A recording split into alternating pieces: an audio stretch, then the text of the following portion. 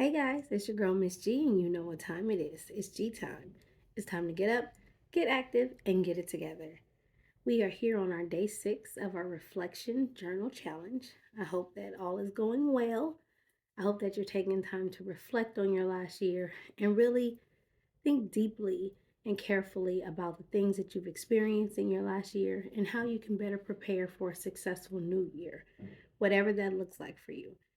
And so today, with day 6, our question of the day is, had it up, there we go. It's what are your 3 goals for this year? Or what are 3 goals for this year, and how do you plan on accomplishing them? If you can see, from day 1 to day 6, every question has completely um, prepared us for the next question. So when we started day 1, we were looking at 3 words that best described our year, right? We were taking into account the things that we went through. I shared mine a little bit: challenging, insightful, life changing. Day 2, we talked about the growth that we experienced. We were looking at growth in different areas: emotional, mental, physical, social, spiritual, financial, looking at those areas. Because oftentimes we don't give ourselves credit for the growth that we actually experience. We're so busy looking for new ways or new things to experience, and we didn't really take any time to reflect on how we have grown in those areas. Day 3, we talked about the major changes that we made last year. And I hope that in your journal you wrote not just the major changes you made, but how it impacted and affected the rest of your year and how it's going to affect this year. Day 4, what we learned about ourselves.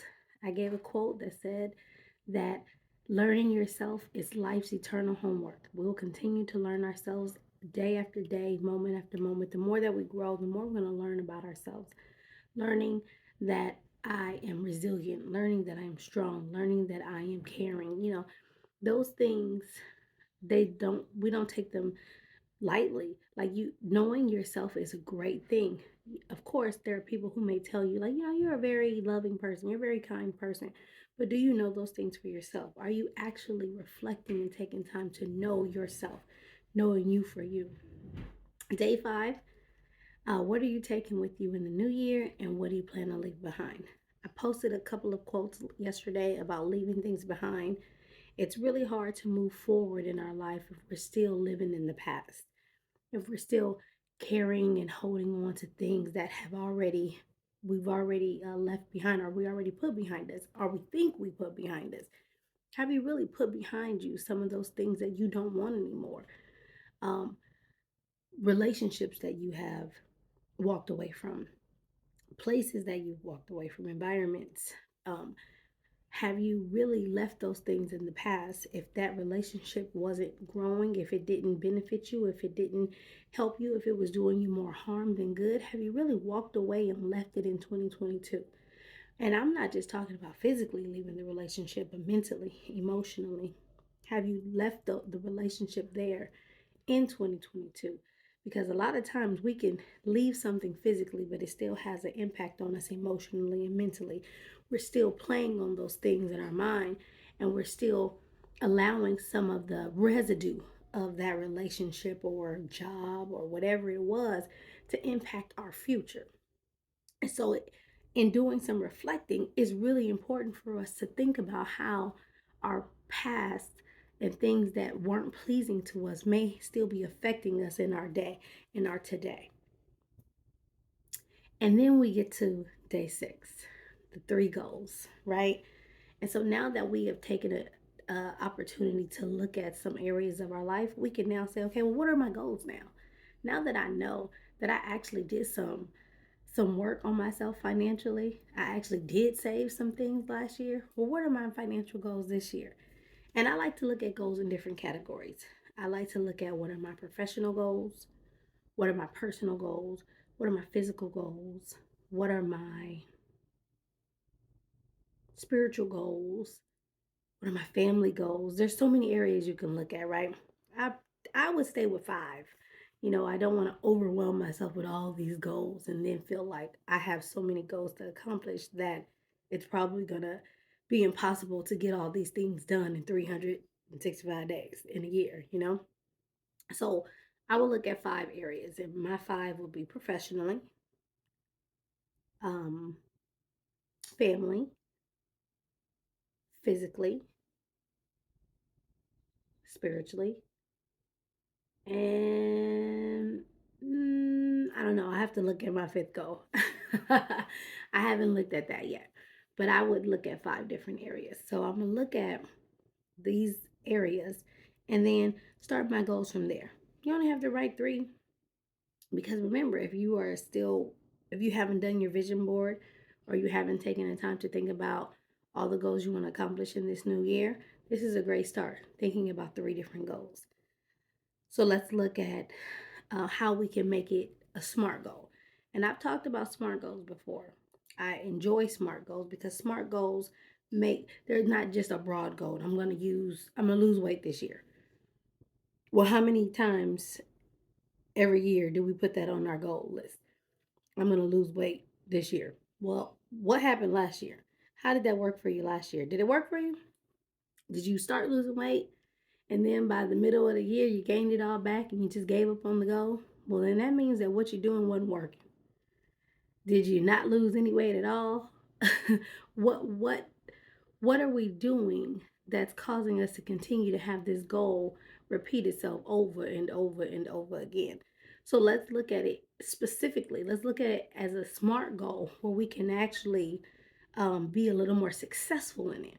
So point of a SMART goal the point of a SMART goal is to help guide you in your goal setting, right? And we want to be able to see areas where we can actually accomplish them and not just set all these broad goals. So, again, we start with specific. Specific meaning that it's a simple, sensible, significant goal. Specifically, I am going to lose 20 pounds in the next 6 months. That's a specific goal. It's not just, I'm going to lose weight. I'm gonna lose 20 pounds in the next 6 months. The next part of that SMART goal is measuring it. Can I measure that? Is it meaningful and is it motivating? But how can I measure it? Well, I put a time on it. I said 6 months. Okay. Is that achievable? That's the next letter. Is that achievable? Is it agreeable? Is it attainable? 6 months, that's pretty achievable, right? Is it relevant? Is it reasonable, realistic, and it has some result based behaviors behind it? Reasonable. I believe it's reasonable. Now, if I said I'm going to lose 100 pounds in 6 months, probably not attainable, nor reasonable, nor healthy. So it doesn't belong on my SMART goal. Now, how I plan on doing that might work, but for me in my life, that's probably too much. And I'm just putting myself out there for failure, trying to make this goal something that I can't attain. And 6 months gonna come and go, and I'm gonna realize I only lost 7 pounds and give up because I have made this goal so big that it was impossible for me to achieve in a year. So looking again, was it specific? Yes. Was it measurable? Yes. Was it achievable and attainable? Yes. Is it relevant? Yes, it's relevant because my health is relevant, my life is relevant, my family is relevant. So it makes it reasonable to what I want to do in my life. And the last part of that is time bound, time based, time limited, time sensitive. Well, I put 6 months on it so that not only am I just measuring it and giving myself a date, but I'm also giving myself a time to look at, is what I'm doing working?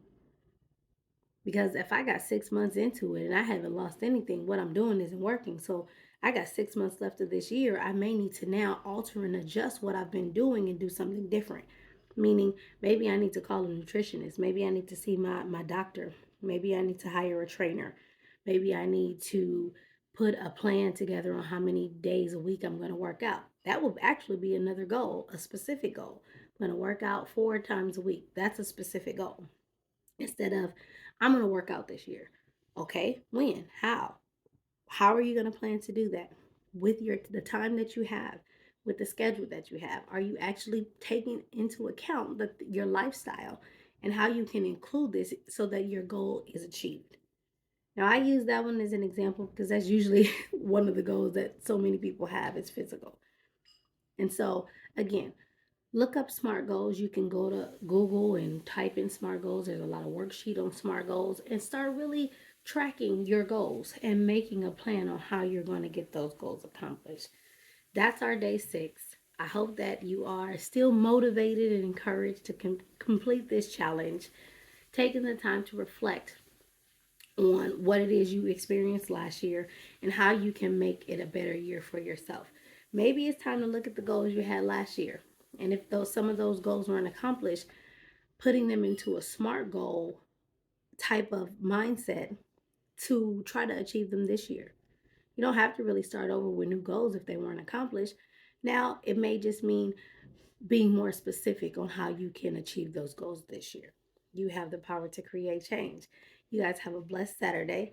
As you can see, I'm up and at 'em. I'm about to go and enjoy what probably is going to be my last Saturday out and about for a minute. So I want to enjoy it. I want to go out there and spend some time, some quality time, which is one of my goals, with myself and enjoy it. You guys have a blessed day. I'll see you tomorrow for day 7. You have the power to create change.